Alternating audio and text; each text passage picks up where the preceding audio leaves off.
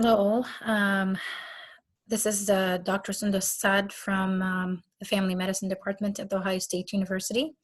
I'd like to thank the American Board Certified Doctors for Egypt. Thanks Dr. Huda Amir, who introduced me to the association and the amazing work that you all are doing. I will be talking to you about the path to family medicine in the United States for the medical students who are interested in that path. We'll try to cover the basic steps from Egypt to the US and what family medicine is, what your residency would look like, and why would I encourage you to go to family medicine. What is the job market, at least in the United States, national-wide, and some take-home messages to bear afterwards. In your way to the United States, it's very important that you become aware that this is your interest. Contemplate that early on in your medical school. Have your skill in studying and retaining information and networking help you build a cumulative, strong medical knowledge. This helps a lot really in getting into family medicine residency because of the vast spectrum of information and clinical practice that you would be pursuing. Solid basic sciences, I am the advocate for that. I always emphasize this to my medical students in the College of Medicine. I would do the same with you. Ecfmg certified certification. I do believe that you guys may have been acquainted with this already, but it consists of 3 steps. Step 1, which is mainly basic science questions, and step 2, clinical practice questions, and the clinical skills examination, which requires that you are here in the US for testing centers. I encourage every student who is considering the US for clinical residency training to explore both the Ecfmg website as well as the USMLE. They always update their websites and put some more information, especially for IMGs when it comes to application-wise. Clinical exposure helps a lot in your path to the US. At least it helps you know that I really want to do this or not. So having electives, rotations, observerships, understanding what fellowships look like. So if you've done your postgraduate studies in Egypt, I do believe that they call it doctoral degree or master's degree when you do residency training, which is kind of a different system than what it is in the US. It's helpful sometimes if you want to come in and do a fellowship to expand your training and get more exposure clinical wise to the developed country kind of diseases. The research piece is very important.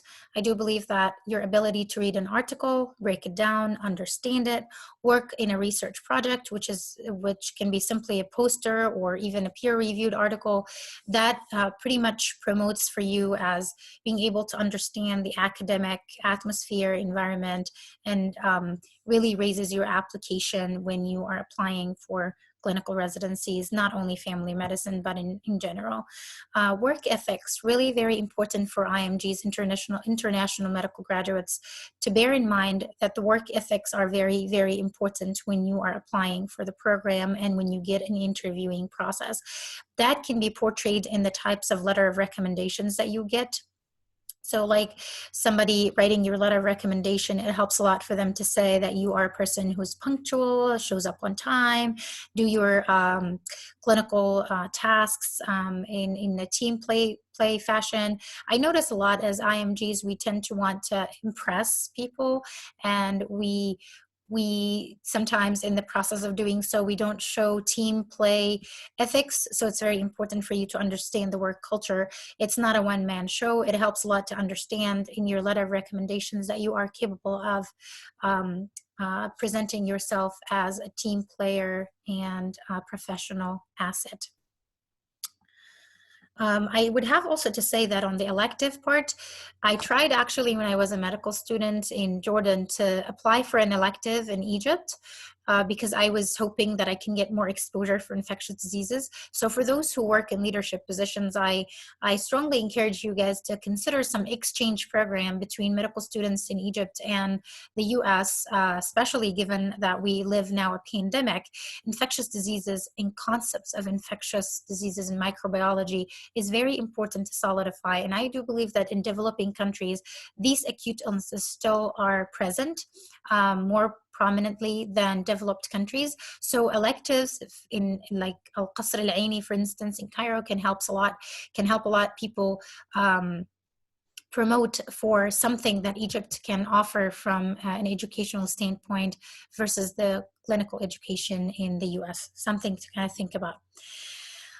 It's very important to understand that family medicine is not like the general practitioner, is not like what we call طبيب الصحة أو طبيب المركز. It's not urgent care. It's not a referral base. It is actually the first access to specialists. So it's a powerful residency and clinical training to consider. It aims for cost effectiveness and preventive measure to kind of save for the healthcare costs. We can do better in the US, but I do believe that can actually present new concepts for IMGs when they work in the US healthcare system. It is comprehensive, wide spectrum, takes all ages. It is heavily ambulatory and outpatient, meaning it really does test you with longitudinal and continuity patient care. So if you're a medical student who just likes to see a patient for once or twice, maybe family medicine outpatient part is not really the right path for you. Yet family medicine offers a lot of combined programs within which you can do hospitalist or emergency department or inpatient if you would like to have like more of short-term relationships with your patient while delivering complex and wide spectrum kind of treatment. Family medicine residency training and programs, there's the ECGME accreditation, and I do believe it's needed for residency programs to apply to.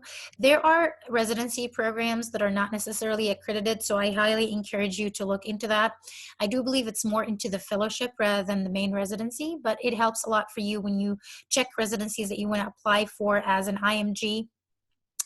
Their accreditation, and if there's any like red flags in that, if you want to have to secure the most comprehensive and up-to-date and strong, solid clinical training. EBFM board certification is very important for you to practice in the US. So if you're coming in just for the residency training, it may not necessarily be pertinent or relevant if you're just coming in to get training and practice elsewhere other than the US. The EBFM also as a website is very important for you guys to scroll through and understand what are the requirements to stay certified and continue to practice family medicine in the US. Most residency programs are 3 years in length. And the electives and rotations for it are heavily inpatient. Interestingly, some programs are stronger than others in the fact that they do they do introduce you to the outpatient setting more, which I believe is really the essence and the core of family medicine residency training and clinical practice. The residency programs for family medicine training are really, really growing into multiple directions. There's plethora of options if you are like still undecided and you just want to do everything in medicine. You want to see all ages. You don't want to go internal medicine. You want to go pediatrics. There's categorical programs, which is 3 years. You do residency. You graduate as clinical practitioner in family medicine, see everybody, all ages, and treat all spectrum. There's the combined programs. There's like the combined programs can be like family medicine residency program with master in public health, or family medicine program with inpatient or ER or urgent care. It really depends on how you see yourself wanting to practice or provide clinical care. If you do combined ones, that means you have the spectrum of knowledge and the wide variety of clinical practice and guidelines, yet you want to deliver that clinical care in a different setting than just mere outpatient. There's also community programs versus academic versus affiliated. So when you check the residency programs you want to apply to, try to understand what community means. It may not necessarily be attached to a university, so you practice in a large hospital system, but it's not necessarily attached to a university that you just graduated from as a US grad. There's also the academic ones that are within a university setting.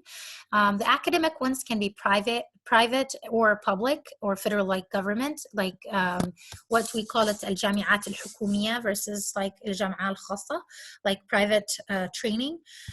Like Mayo Clinic is a private college of medicine. So, you know, when it comes to that, you would probably not, it would not be necessarily be relevant to people who are not US grad, but it's always important to know how they run the show from a financial or tuition standpoint.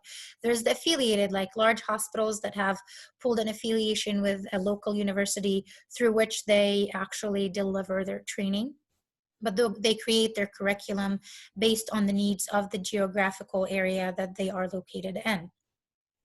There are plenty of subspecialties now in the family medicine residency.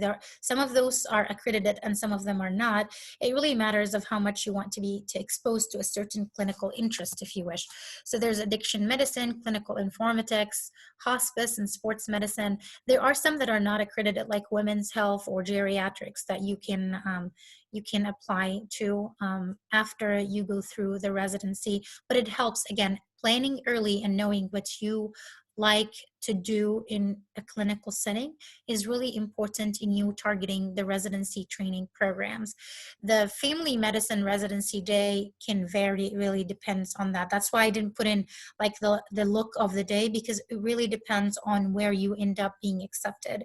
Missions and visions and curricula really vary in between residency programs based on the nature of the residency training that you applied to. Why do I think family medicine is important? At least in the United States, we do have limited access. We need at least 1 in 4 medical students to apply for family medicine residency programs, yet we are not there. We're not even close. We have 1 in 8 students applied in 2020, and we have 4,000 students got accepted into the positions.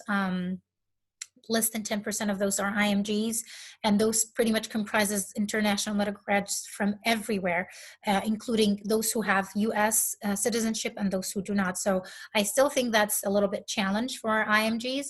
And family medicine continues to be competitive because of the fact that it does open so many doors, and it does have subspecialties. It does have very nice work-life balance as well. And it is actually a powerful residency, a powerful clinical practice, because it determines if you are going to refer, who's going to refer the patients. You are the patient access to specialties and procedures in the healthcare system. I do think that family medicine, family and community medicine, is really one of the primary care specialties or the residencies that focus on prevention, which we are still really not there as a developed country. We need to model better preventive healthcare delivery. So that's something I think IMGs can contribute to the most.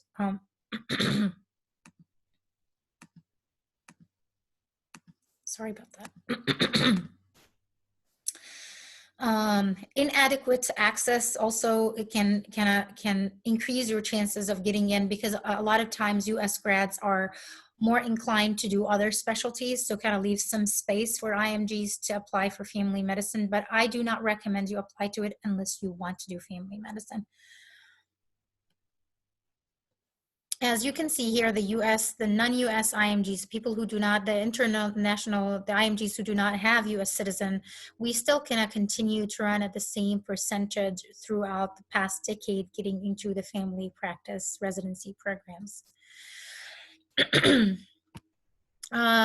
Job market in the US, there's high demand. So if you're if you are planning to apply and stay in the US, the job market is really good for the primary care and the family medicine residency graduates. There's the private versus employed. And I think that the primary care also is really intriguing. And I find it really good for those who have leadership mentalities and they like to practice with autonomy. You are not dependent on a hospital. You don't need a cath lab, or you don't need a surgical ward in order to practice. So you don't really have to be employed afterwards. But of course, like running your own practice is a different ball game for medical students to learn about at the current state. the job market can be an outpatient, can also be in an inpatient if you're a medical student who doesn't really necessarily, who's not yet decided on what you want to do with family medicine later on, or with your any residency training afterwards. The challenges for international family medicine applying, or residency in general in the US for IMGs, is cultural differences, inability to network, lack of mentorship. So people who do not have they're not necessarily acquainted or have connections in the United States healthcare system, sometimes may lack the mentorship on how to strengthen your application, how to fortify your CV and resume when you apply. There's, of course, the immigration matters continues to be a challenge, and it's a growing challenge with the current world dynamics. There will always be discrimination, right? When we see the name that is, that will always continue to be discriminating against racial profiles and ethnic disparities. And honestly, for national challenges that can be pertinent to international students, is that we don't have enough funding to have adequate positions in the residency programs. So I think it's on us, people who work in the United States, to create more funding for family medicine positions in residency programs, so we would have more access for IMGs who are interested in getting exposed and trained in the US healthcare system. I think also national-wide, we do have the nurse practitioner role, like the med levels, people who do not necessarily go through medical school, they go through nursing school or different kind of training, and then they come and practice as physicians. Those tend to kind of minimize or minuscule the problem of having primary care access, which really affects the piece of GME funding for more residency positions. I would always encourage you to keep up the good work, plan, apply early, always contemplate your plans, recognize your options. What do you want really to do, based upon which you can start networking early in your medical school. Identify IMG-friendly programs. And by saying IMG-friendly programs, really in the defense of the US healthcare system, it helps a lot to understand that when you come in from a different background, that we are really challenged, right? There are a lot of things that we say that may be misperceived or misunderstood. So programs that have dealt with IMGs can read through your application, can see your potentials, can also feel comfortable having you accustomed and acculturated to the US healthcare system. And they will invest in you because they have been acquainted in how much you can bring into the healthcare system with your backgrounds. So acculturation also, like let's say you are a medical student who wants to apply for a program in Minnesota. It's helpful to read about Minnesota.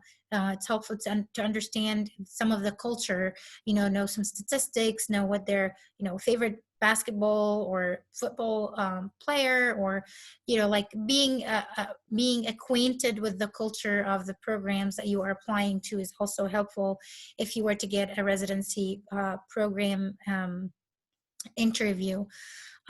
If you are a medical student who've done the USMLE and one of them did not seem to do well score-wise, do not give in to a bad result, right? You will be amazed by the stories that you hear. You might actually be more challenged, and it might take you more time, but if you are truly interested in joining the US healthcare system for training, do not give in to a bad result. Seek mentorship, talk to people, and be aware of your options out there if necessary, and if this is really what you want to do. I would conclude by thanking Dr. Huda and the ABCDE and everyone who has invited me to this effort. My best wishes to everyone, and stay safe in this pandemic.